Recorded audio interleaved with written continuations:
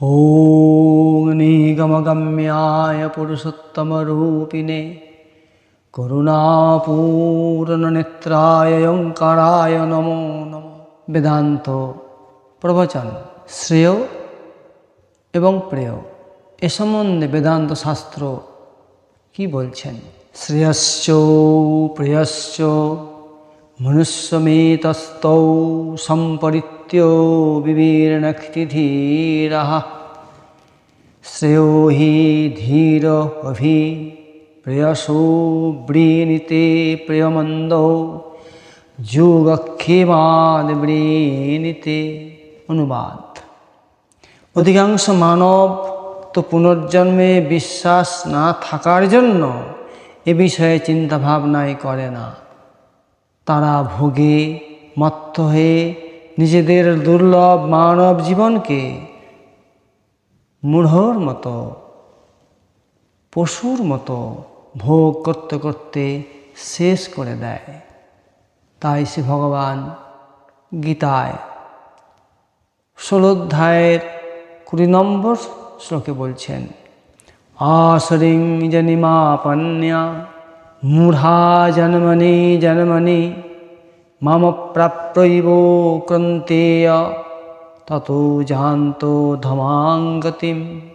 হে অর্জুন, সেই মূঢ় ব্যক্তিগণ আমাকে প্রাপ্ত না হয়ে জন্মে জন্মে আসুরি জনি প্রাপ্ত হয় এবং ক্রমে তা থেকেও অত্যন্ত নিম্নগতি প্রাপ্ত হয়, অর্থাৎ ঘোর নরকে পতিত হয়। কিন্তু যাদের পুনর্জন্মে এবং পরলোকে বিশ্বাস আছে, সেই সব বিচারশীল মানবের সামনে যখন শ্রেয় এবং প্রেয় এই দুটির মধ্যে কোনটি গ্রহণযোগ্য বিষয় বলে সমস্যা দেখা দেয়, তখন তারা এই দুয়ের দোষ গুণ যুক্তি তর্ক দিয়ে বিচার করে দুটিকে আলাদা আলাদাভাবে বোঝার চেষ্টা করে, অর্থাৎ শ্রেয় কী এবং প্রেয় কী।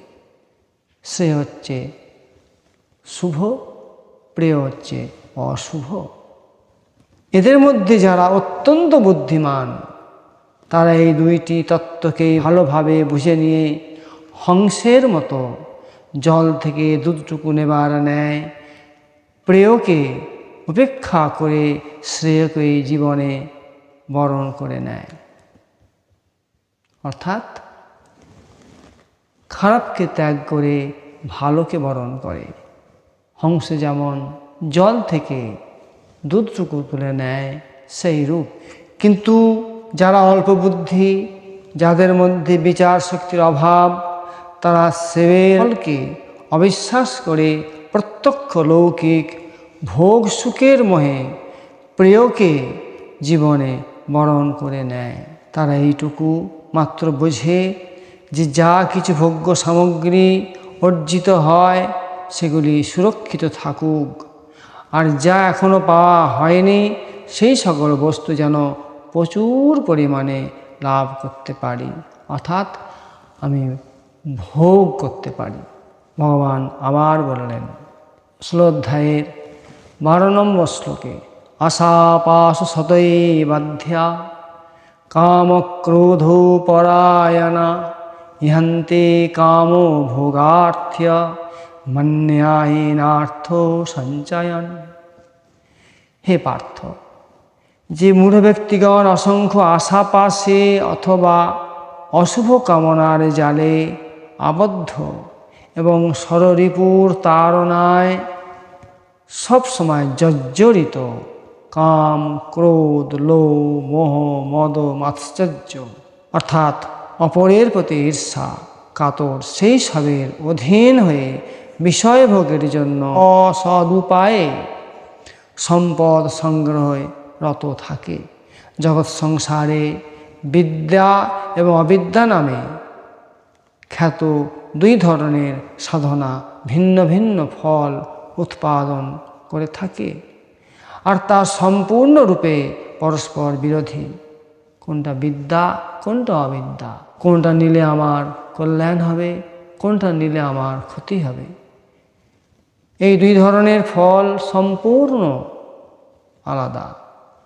এবং ভিন্ন ভিন্ন ফল উৎপাদন করে, আর তা সম্পূর্ণরূপে পরস্পর বিরোধী।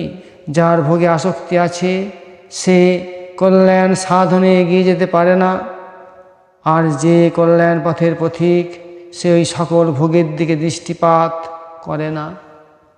সেই কল্যাণ পথের পথিক মানব সব রকম ভোগকেই দুঃখ স্বরূপ মনে করে সেগুলি পরিত্যাগ করে থাকে। সেই মানব ভদ্রকে অর্থাৎ শিবকে অর্থাৎ কল্যাণকে বরণ করে, তার জীবনের গতি অতি উত্তম। জয় শ্রীকৃষ্ণ।